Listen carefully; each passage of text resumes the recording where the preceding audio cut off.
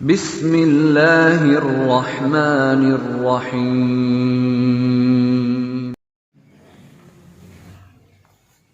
اے اللہ، جو کتاب تو نے نازل کی ہے ہم اس پر ایمان لائے اور آپ کے آخری پیغمبر حضرت محمد رسول اللہ صلی اللہ علیہ وسلم ہم نے اطاعت اور فرما برداری قبول کی، ہمیں بھی شاہدین میں لکھ دے۔ محترم حضرات،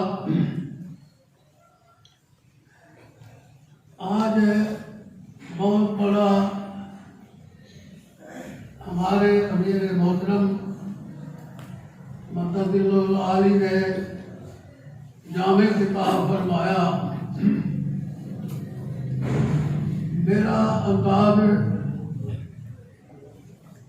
تھوڑا سا یہ ہے کہ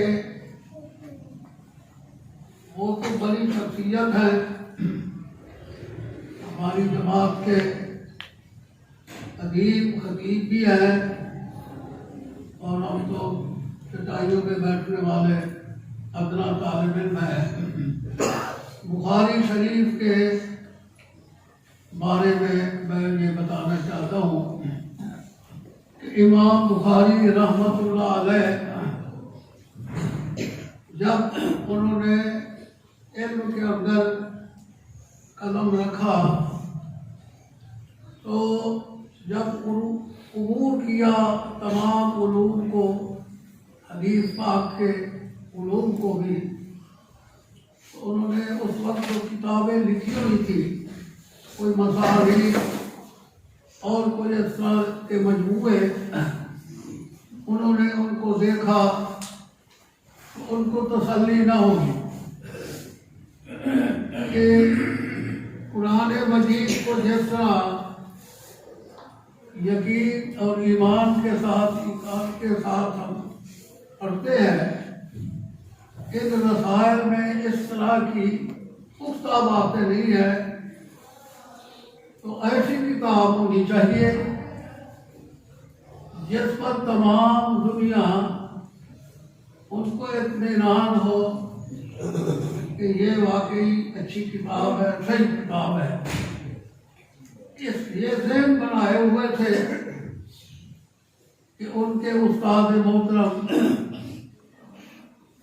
نے ارشاد فرمایا کہ صاحب بن راہوی نے لو جمعتم کتابا مختصرا فی الصحیح لسنن النبی صلی اللہ علیہ وسلم، یار آپ ایسی کوئی کتاب لکھیں، ہماری نظر تمہارے اوپر اٹھتی ہے۔ امام بخاری شاگرد ہے، استاد فرما رہے ہیں کہ ہماری نظر آج آ کے تیرے اوپر ہی پڑتی ہے، یہ کام تو ہی کر سکتا ہے، ایک ایسی کتاب جامع لکھو، مختصر بھی ہو، صحیح ترین نسخہ ہو رسول اللہ صلی اللہ علیہ وسلم کے حدیث پاک پر۔ میرے اندر کچھ جان آئی۔ پھر امام بخاری فرماتے ہیں کہ ایک وقت ایسا بھی آیا کہ رأیت النبی صلی اللہ علیہ وسلم فی المنام،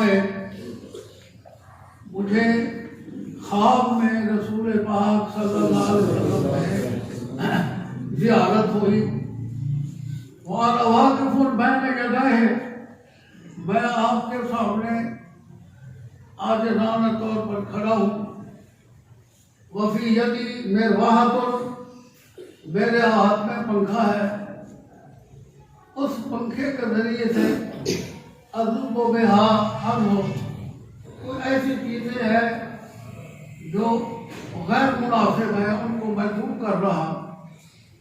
وسألت بعض المعبرین، تعبیر، خواب کی تعبیر کرنے والوں سے میں نے پوچھا، انہوں نے کہا تم کو بہت بڑا خوش نصیب ہے، تذوب علی نبی صلی اللہ علیہ وسلم کا سوا جو جھوٹی باتیں لوگوں کو کی طرف سے آپ کی طرف منسوخ کی جاتی ہیں یا کی جائے گی، وہ ایسی کتاب لکھے گا کہ کوئی جھوٹی اس میں حدیث ضعیف نہیں ہو، صحیح ترین حصہ تو لکھے گا، مجموعہ لکھے گا۔ وہ کہتے ہیں پھر میرے حوصلے میں یہ پورا حوصلہ آیا اور میں پھر میدان میں اترا۔ امام بخاری رحمۃ اللہ علیہ فرماتے ہیں کہ پھر میں نے اس کتاب کو لکھنا شروع کیا، وما ادخلت فی الکتاب جامع الا ما صح، صحیح حدیثوں کو میں نے کھنگالا، تلاش کیا، بڑی عقل سے، محنت سے، اللہ سے جا کر کے سند کے لحاظ سے پھر میں نے اس کتاب کو لکھا۔ ستۃ عشر سنۃ، میں نے صرف اس کتاب کو جمع کرنے میں 16 سال لگا دیے۔ 16 سال میں صرف یہ کتاب میں نے تصنیف کی۔ کتنی حدیثوں سے خرجت صحیح ہے، آپ نے فرمایا کہ میں نے تخریج کی اس کی من 600,000 حدیث ہے،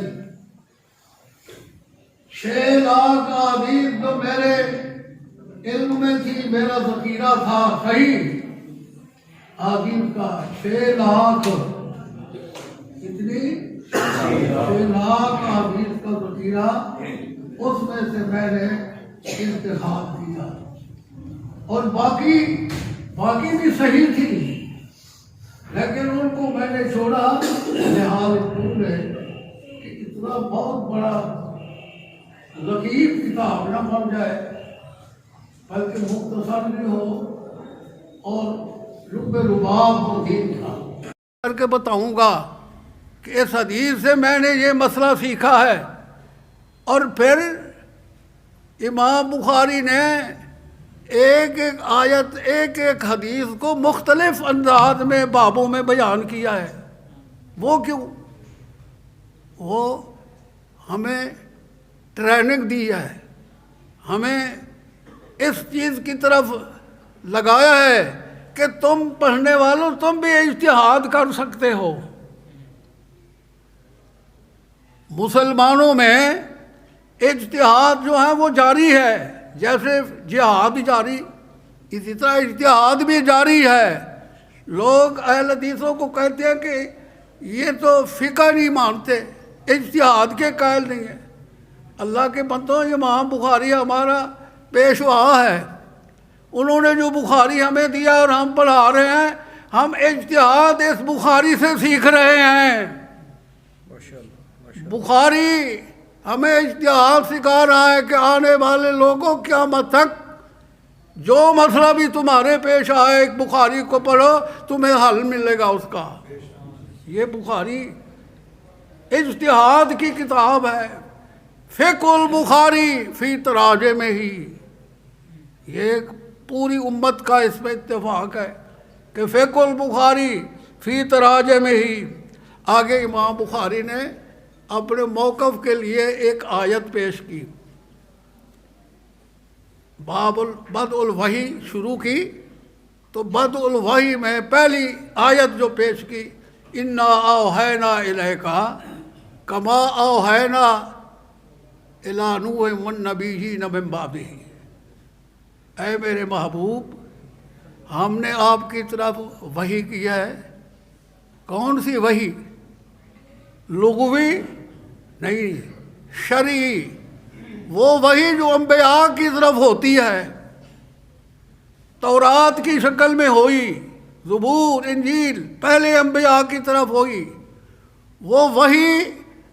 اس لیے یہ آیت پیش کی امام بخاری نے کہ یہود نصارہ جتنے مذاہب ہیں جو اپنے نبیوں کو مانتے ہیں، ان کو چیلنج دیا ہے کہ ہمارے پاک رسول صلی اللہ علیہ وسلم کے پاس بھی وہ اسی اللہ نے وہی نازل کیا ہے اور اسی انداز میں وہی نازل کیا ہے جس طرح سابقہ نبیوں کی طرف ہوتی تھی۔ اور پھر اس آیت میں ایک طویل فہرست ہے انبیاء کی، بہت سارے نبی ہیں، 2-4 نبی ایسے ہیں جن پر کتاب نازل ہوئی ہے، یہ میری بات نقطہ یاد رکھنا، باقی کسی نبی کے اوپر کتاب نازل نہیں ہوئی۔ یہ بتانے کے لیے کہ وحی کے لیے ضروری نہیں ہے کہ وہ کتاب ہی ہو، وہ بغیر کتاب کے بھی وحی ہوتی ہے۔ پہلے نبیوں کی طرف جو ہم نے وحی کی وہ صرف چاندی ایسے رسول ہیں جن پر کتاب نازل ہوئی، اکثر پر تو کتاب نازل نہیں ہوئی، لہذا وہی وحی آپ پر نازل ہوئی ہے۔ یعنی آپ کی وحی بھی 2 قسم کی ہے، ایک کتاب کی صورت میں قرآن، اور دوسری وہ جو بغیر قرآن کے ہے، وہ وحی خفی ہے، حدیث پاک ہے۔ امام بخاری نے اس آیت سے یہ استدلال کیا۔ اور وہی حکم جو قرآن کا وہی جلی کا ہے، وہی حکم وہی خفی کا ہے۔ جتنے انبیاء آئے جنہوں نے مخالفت کی نبی کی، وہ ہلاک برباد ہوئے کہ نہیں؟ حالانکہ ان کے پاس تو کتاب ہی نہیں تھی۔ تو بغیر کتاب کے نبی کی بات نہیں مانی، اس کی حدیث کی بات حدیث نہیں مانی، تو وہ عذاب میں مبتلا ہوئے۔ اور فرعون پر بھی عذاب اس وقت آیا، ابھی تورات نازل نہیں ہوئی تھی، ابھی تورات موسیٰ علیہ السلام کو نہیں ملی تھی، اس سے پہلے عذاب میں مبتلا ہو گیا۔ یہ بتانے کے لیے کہ قرآن کا بھی وہی حکم ہے، حدیث کا بھی وہی حکم ہوتا ہے۔ آگے ایک اور آیت میں پڑھتا ہوں، وَمَا كَانَ لِبَشَرٍ أَن يُكَلِّمَهُ اللَّهُ إِلَّا وَحْيًا أَوْ مِن وَرَاءِ حِجَابٍ أَوْ يُرْسِلَ رَسُولًا فَيُوحِيَ بِإِذْنِهِ مَن يَشَاءُ۔ اب اس آیت میں 3 چیزیں ہیں۔ اللہ جب رسول سے بات کرتا ہے بشر سے، کیونکہ رسول تو بشر بنانا ہے نا، بشر سے ما یکلم، اللہ تعالیٰ نے فرمایا ہم جب بشر کو نبی بناتے ہیں، اس سے کلام کرتے ہیں، تو اس کے تین انداز ہیں، وحیًا او من وراء حجاب او یرسل رسولاً، یا ایک وحی اور انداز ہے اس کا، ایک پس پردہ وحی، ایک فرشتہ بھیج کر وحی۔ یہ بات بعد میں آپ کو سمجھ آئے گی، شروع میں نہیں آتی۔ یہ 3 قسم کی وحی ہے۔ فرشتے کے ذریعے سے جو وحی آئی ہے وہ قرآن مجید ہے، اِنَّهُ لَتَنزِيلُ رَبِّ الْعَالَمِينَ نَزَلَ بِهِ الرُّوحُ الْأَمِينُ عَلَىٰ قَلْبِكَ۔ پوری امت مسلمہ کا اس پر اتفاق ہے کہ قرآن مجید اس وحی سے تعلق رکھتا ہے جو جبرائیل لایا تھا۔ قرآن مجید کس وحی سے تعلق رکھتا ہے؟ جو جبرائیل لایا تھا۔ تو پہلی جو 2 قسم کی وحی ہے وہ تو قرآن تو ہے نہیں، وہ کون سی وحی ہے؟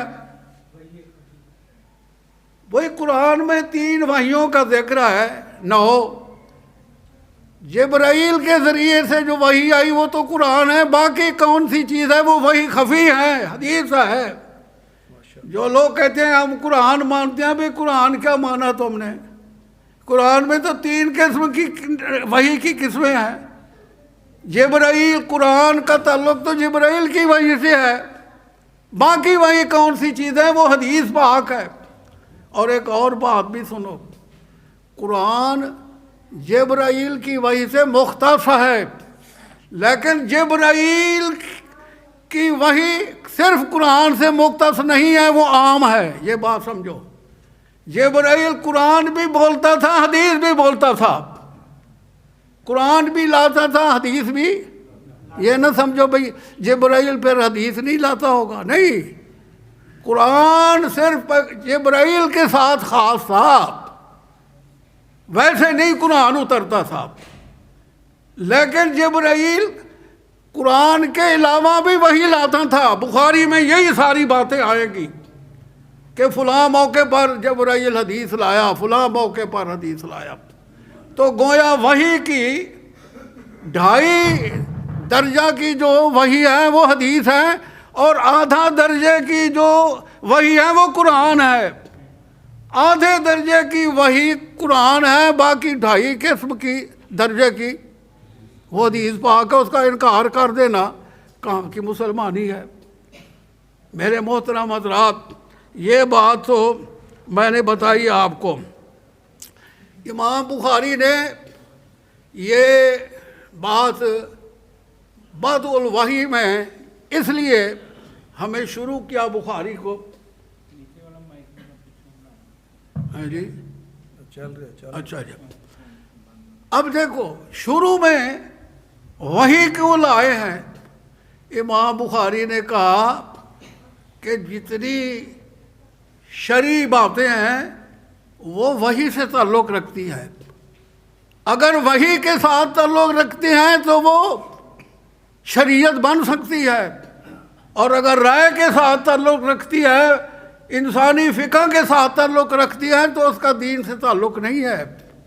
امام بخاری کی پہنچ دیکھو کتنی ہے کہ دین وہی ہے جو وحی سے تعلق رکھے، اور وہی خواہ وہ جلی ہو قرآن ہو یا خفی ہو حدیث پاک ہو۔ آگے پھر اس میں باب میں فرمایا انما الاعمال بالنیات، کہ دیکھو قرآن اور حدیث فائدہ تب دیتا ہے کہ نیت بھی صاف ہو۔ انسان کی نیت یہ ہو کہ میں قرآن حدیث پڑھ کر دین سمجھوں، دین سمجھاؤں۔ اگر قرآن حدیث اس لیے پڑھتا ہے کہ میں اپنے مذہب کا دفاع کروں اور قرآن کا جواب حدیث کا جواب میں کیسے دوں، تو امام بخاری نے کہا پھر پڑھنے کا کیا فائدہ۔ انما الاعمال بالنیات، نیت پر دار و مدار ہے۔ اس لیے میرے محترم حضرات، اب ایک اور پیرا میں شروع کرتا ہوں۔ یہ مختصر پیرے ہیں، علیحدہ علیحدہ چل رہے ہیں۔ آگے ہے کتاب الایمان۔ اصل کتاب شروع ہوتی ہے کتاب الایمان سے۔ ایمان اس لیے امام بخاری کی اصل کتاب کتاب الایمان سے شروع ہوتی ہے کیونکہ اصل تو ایمان ہی ہے۔ ایمان ہے تو سب کچھ ہے۔ تو امام بخاری نے پھر اس میں مذاہب بیان کیا ہے۔ محدثین کے نزدیک ایمان ہے تصدیق بالقلب، دل کے ساتھ تصدیق کرنی، اقرار باللسان، زبان سے اس چیز کا اقرار کرنا، عمل بالارکان، اور وہ اس جو جس چیز کا اقرار کیا ہے اس پر عمل بھی کرے۔ تو ایمان 3 چیزوں کا نام ہے، عقیدہ بھی ہو، اعتقاد، زبان سے اس کی شہادت بھی دے۔ اس کی تفصیل کی ضرورت اس وقت نہیں ہے۔ کئی ایسے تاریخ میں ملتے ہیں جو رسول اللہ صلی اللہ علیہ وسلم کو سچا بھی مانتے تھے، لیکن زبان سے آخر دم تک اقرار نہیں کیا، ختم ہو گیا قصہ۔ اس واسطے اقرار بھی ضروری ہے، تصدیق بھی ضروری ہے، پھر عمل بھی کریں۔ عمل جو ہے یہ ایمان کے اندر داخل ہے، ایمان کی جز ہے، لیکن تکمیل کے لیے ایک ہوتا ہے کسی چیز کے لیے شرط، یہ شرط نہیں ہے، اس کی تکمیل کے لیے جز ہے۔ اسی لیے امام بخاری نے آگے بیان کیا کہ الایمان یزید و ینقص، ایمان بڑھتا بھی ہے کم بھی ہوتا ہے۔ ایمان قول و فعل، قول اور فعل کا نام ہے، قول اور فعل کا نام ہے۔ یہ بڑھتا بھی ہے کم بھی ہوتا ہے۔ جیسے یہ ایک درخت ہے، درخت کا تنا ہے، یہ تو شہادت ہو گئی، اوپر ٹہنیاں ہیں وہ عمل ہیں۔ جتنی ٹہنیاں بڑھتی چلی جائیں گی ایمان بڑھتا چلا جائے گا۔ اگر کوئی ٹہنی کٹی بھی جائے تو درخت ختم نہیں ہوتا۔ خوارج کے نزدیک، معتزلہ کے نزدیک ایمان عمل جو ہے وہ ایمان میں شرط ہے صحت کے لحاظ سے۔ اس لیے خارجیوں کے نزدیک یہ ہے کہ جو آدمی ارتکاب کبیرہ کرے وہ کافر ہو جاتا ہے، وہ ہمیشہ کے لیے جہنمی ہے، کوئی شفاعت کام نہیں دے گی۔ امام بخاری نے پوری بخاری میں پھر بیان کیا کہ اللہ کے رسول شفاعت کریں گے، کبیرہ گناہ والوں کو بھی معافی ملے گی، جہنم سے نکالا جائے گا اور اللہ معافی دے گا ان کو۔ تو کبیرہ گناہ کرنے سے آدمی کافر نہیں ہوتا۔ اور ایک مذہب ہے فقہائے احناف کا، وہ کہتے ہیں کہ تصدیق اور اقرار نام ہے ایمان کا، عمل اس میں داخل نہیں ہے، عمل داخل ہے۔ مرجئہ کا بھی یہی نظریہ ہے، اور امام ابو حنیفہ رحمۃ اللہ علیہ کا بھی صحیح جو ہے اصل وہ یہی ہے۔ تو مطلب یہ ہے کہ عمل ایمان میں داخل نہیں۔ ان کے نزدیک ایمان یزید و ینقص نہیں ہوتا، وہی ابو بکر صدیق کا ایمان ہے اور وہی آج کے 14ویں نمبر کے صدیق کے بندے کا ایمان ہے، برابر ہے۔ یہ ایمان ان کے نزدیک، یہ باتیں ایسی ہیں جو آپ کی پہلے شاید سنی ہے یا نہیں سنی، سمجھ میں آئے یا نہ آئے، وہ عمل ان کے نزدیک داخل نہیں ہے۔ تو یہ بات، یہ پیرا تو میں نے ختم کر دیا۔ حالانکہ قرآن مجید کی آیتیں امام بخاری نے بیان کی، وَإِذَا تُلِيَتْ عَلَيْهِمْ آیَاتُ زَادَتْهُمْ ایمانا، جب قرآن کی آیتیں پڑھی جاتی ہیں تو مومنوں کی پہلے سے بھی ایمان بڑھ جاتا ہے، ایمان میں اضافہ ہوتا ہے۔ اور فرمایا کہ ایمان اسلام کے 62 شعبہ ہیں، 70 سے اوپر شاخیں ہیں ایمان کی، عمل کے داخل ہونے کی وجہ سے ایمان کے یہ حصے ہیں۔ اب خارجی کہتے ہیں وہ کافر ہو جاتا ہے، اللہ نے فرمایا کافر نہیں ہوتا۔ فَإِن طَائِفَتَانِ مِنَ الْمُؤْمِنِينَ، اگر دو مومن آپس میں لڑ پڑے تو ان کے درمیان میں صلح کراؤ۔ قرآن مجید کی اس طرح کی آیتیں موجود ہیں، حدیث میں یہ چیزیں موجود ہیں۔ معلوم ہوتا ہے کہ کبیرہ گناہ کرنے سے بندہ کافر نہیں ہوتا، قابل معافی ہے، اور اس کو جہنم سے رسول اللہ صلی اللہ علیہ وسلم کی شفاعت سے نکالا جائے گا۔ تو یہ تو ایمان کا پیرا تھا۔ ایک اور میں چھوٹا سا پیرا بتاتا ہوں ہمارے زندگی کے معمولات میں، بس مختصر میں کرتا ہوں، باتیں تو لمبی ہیں، میں مختصر کر رہا ہوں۔ نکاح کے بارے میں امام بخاری نے فرمایا لا تنکح البکر حتی تستأمر حتی تستأذن ولا تستأذن السیب۔ آپ نے فرمایا جو کنواری لڑکی ہے اگر اس کا نکاح کرنا ہو تو اس سے اجازت لے لو اور اس کی رضامندگی لے لو۔ اگر پہلے شادی شدہ ہے دوبارہ کوئی نکاح اس کا کرنا ہے تو باقاعدہ اس کو زبانی تفصیلی طور پر اس سے پوچھ لو۔ کیوں کہ نکاح میں جس طرح ولی ضروری ہے نا، ولی کے بغیر نکاح نہیں ہوتا، اسی طرح بچی کی رضامندگی بھی ضروری ہے۔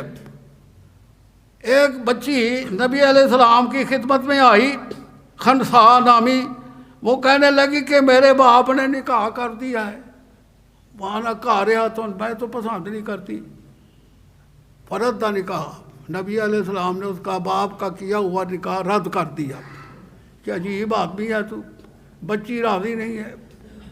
تو امام بخاری رحمۃ اللہ علیہ نے یہ تفصیل سے باتیں لکھی ہیں، میں مختصر کر رہا ہوں کہ ولی کا ہونا بھی ضروری ہے، بچی کی رضا بھی ضروری ہے، پھر معاشرہ صحیح چلتا ہے۔ معاشرے میں زبردستی نہیں ہے کہ بچی آزاد بالغ ہو گئی تو آزاد ہو گئی، اس میں پھر کئی خرابیاں پیدا ہوتی ہیں۔ امام بخاری رحمۃ اللہ علیہ نے اس کی اصلاح کیا ہے، بلکہ انہوں نے ایک باب باندھا ہے کہ نبی علیہ الصلوۃ والسلام نے فرمایا کہ انا بشر، میں بشر ہوں، غیب دان نہیں ہوں، آپ میرے پاس آتے ہیں فیصلے لے کر۔ تو کئی ایسے بندے ہوتے ہیں کہ قصہ کہانی بڑی چرب لسانی سے بیان کرتے ہیں، سننے والا متاثر ہو جاتا ہے۔ کہیں ایسا نہ ہو کہ میں اس کی بات پر میں فیصلہ دے دوں اور وہ اس کا حق نہ بنتا ہو۔ فَأَقْطَعُ قِطْعَةً مِّنَ النَّارِ، میں نے اس کو جہنم کا ٹکڑا دیا ہے۔ کون فرما رہے ہیں؟ اللہ کے رسول صلی اللہ علیہ وسلم، کہ قاضی کا فیصلہ، جج کا فیصلہ، عدالت کا فیصلہ حرام کو حلال نہیں کر سکتا، حلال کو حرام، حرام کو حلال نہیں کر سکتا۔ آپ نے فرمایا میں بھی یہ کام نہیں کر سکتا۔ اب امام بخاری کہتے ہیں کہ آپ کی بات تو آپ نے سن لی، اور کوئی معاشرے میں لوگوں کی بات بھی سنو۔ وہ کہتے ہیں کہ ایک آدمی نے نکاح کیا، نکاح نہیں کیا کسی بچی سے، اور پھر جھوٹے گواہ عدالت میں پیش کر دیے۔ جج نے سنا، اس نے کہا ٹھیک ہے بھائی، تو تم اگر کہتے ہو نکاح ہوا ہے تو تیرا نکاح ہو گیا۔ فرماتے ہیں کہ جو آدمی ایسے کہتا ہے اس کی، حالانکہ وہ سمجھتا ہے کہ میرا نکاح نہیں ہوا، ایک تو انہیں اجازت نہیں لی، اجازت تو درکنار، نکاح بھی نہیں کیا، اجازت تو درکنار، نکاح ہی نہیں کیا، لیکن عدالت میں جھوٹا کیس کر کے کہہ دیا کہ میرا نکاح ہوا، یہ میرے دو گواہ ہیں۔ اس نے کہا ٹھیک ہے۔ تو کہتے ہیں یہ نکاح صحیح ہو جائے گا، وہ خاوند بیوی کی جو تعلقات ہیں وہ حلال ہو جائیں گے، خواہ اس نے نکاح کیا یا نہیں کیا، جج نے جو فیصلہ دے دیا۔ اور اللہ کے رسول نے کیا فرمایا کہ میرا فیصلہ بھی بدل نہیں سکتا۔ تو امام بخاری نے کہا دنیا میں ایسے لوگ بھی بستے ہیں، دنیا میں، یہ بخاری میں یہ پوری عبارت تھی، میں نے اس کا ملخص سنایا۔ تو معلوم ہوا کہ قرآن حدیث صرف یہ نہیں ہے کہ زبان سے فر فر کر کے پڑھتا چلا جائے، یہ انسان کی زندگی میں بدلتا ہے، انسان کی زندگی کو صحیح کرتا ہے۔ ایک اور مثال تھی، امام بخاری نے باب باندھا، فرمایا متبایعان بالخیار، مختصر میں کر رہا ہوں کہ دو آدمی خرید و فروخت کر رہے ہیں، اس کو کہتے ہیں متبایعان بالخیار۔ جب تک وہ مجلس میں بیٹھے رہیں، بات بے شک ہو گئی کہ یہ بکری یا یہ جانور، یہ فلاں چیز میں نے بیچی، یہ تھان میں نے بیچا، اس نے کہا میں نے خرید کر لیا، 1000 روپے کا، گل ختم ہو گئی۔ لیکن وہ مجلس میں بیٹھے ہیں، تو جب تک مجلس میں بیٹھے ہیں وہ بائیں کو رد و بدل کر سکتے ہیں۔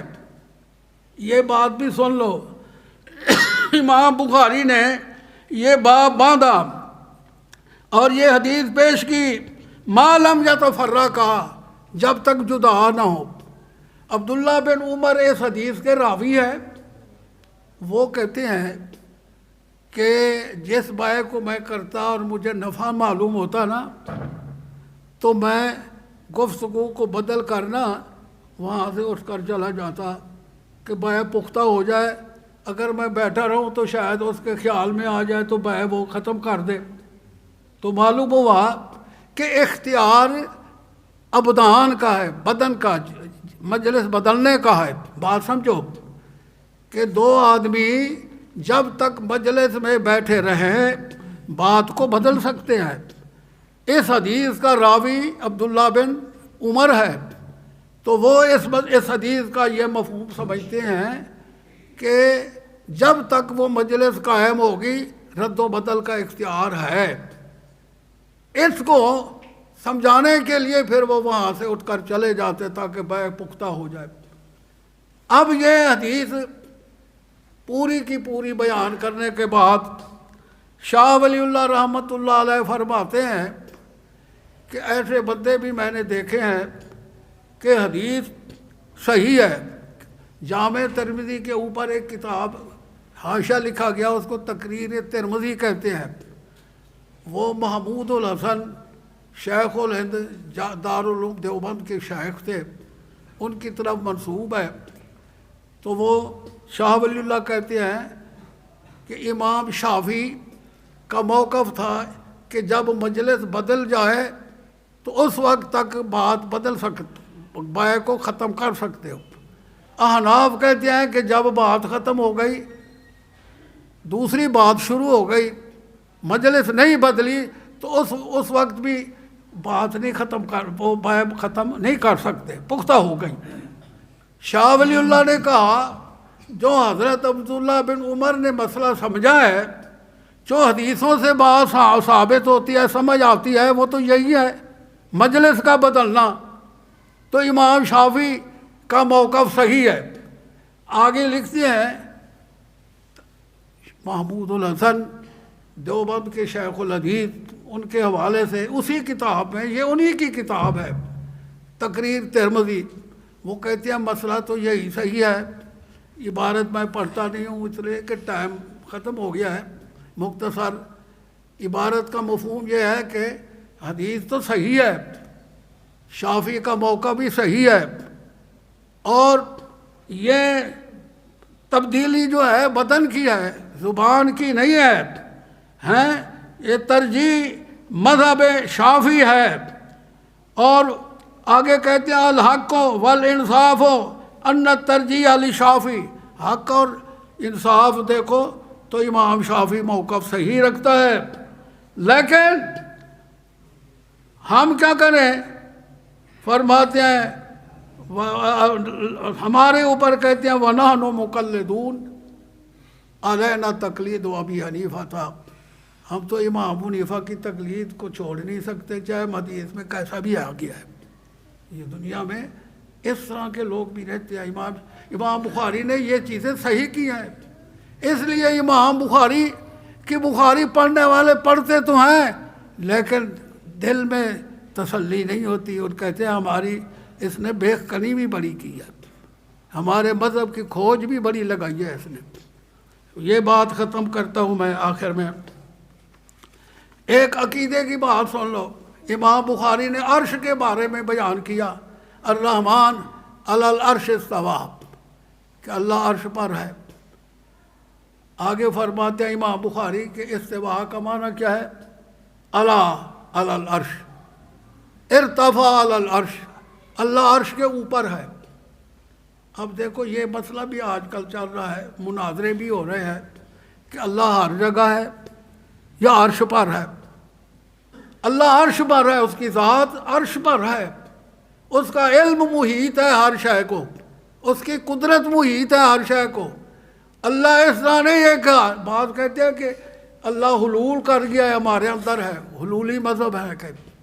کئی وحدت الوجود کے یہ جو ہمارے پاک و ہند میں بہت ساری ہستیاں ہیں جو صوفیاء کہتے ہیں اپنے آپ کو، ان کا یہی نظریہ ہے کہ اللہ ہمارے اندر ہے، ہمارے دل میں بستا ہے، ہمارے اندر آ گیا ہے، حلول کر گیا ہے. امام بخاری نے ان کا رد کیا ہے کہ اللہ تو عرش پر ہے. امام ابو حنیفہ رحمۃ اللہ علیہ سے پوچھا ان کے شاگرد نے کہ اللہ کو عرش پر مانے یا ہر جگہ مانے؟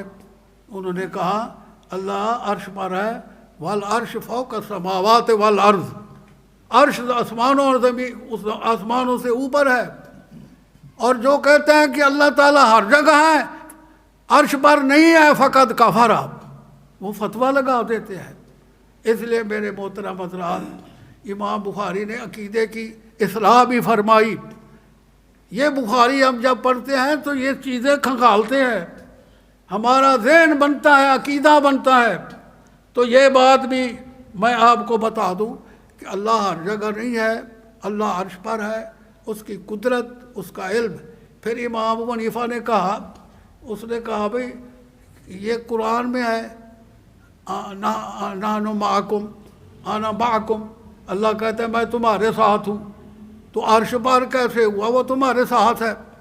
تو امام ابو حنیفہ رحمۃ اللہ علیہ، دیکھو نا عقیدے کی بات امام ابو حنیفہ نے بہت اعلیٰ کیا ہے، یہ سمجھنے کی بات ہے۔ میں اس لیے پیش کر رہا ہوں کہ جتنے حنفی اکثریت یہی ہے کہ اللہ تعالیٰ ہر آدمی کے اندر ہے۔ ہاتھوں آپ بھی کہتے ہیں نا، کیا مطلب کہ بھائی ہمت نہ ہارو، ہم دامے در میں قدمے تمہارا تعاون کریں گے، فکر نہ کر۔ اس کا معنی یہ نہیں ہے کہ میں تیرے اندر داخل ہو گیا ہوں۔ امام بخاری نے کہا داخل دوخل نہیں ہوتا، یہاں مراد ہوتی ہے کہ میری مدد تمہارے ساتھ ہے۔ تو یہ بات بھی ختم ہوئی، یہ پیرا ختم ہو گیا کہ اللہ عرش پر ہے، ایمان رکھو۔ اگلی بات جو ہے جہمیہ کا رد ہے، فلاں کا رد ہے، یہ عقیدے کی باتیں آپ ہمیشہ سنتے رہتے ہیں۔ اللہ العظیم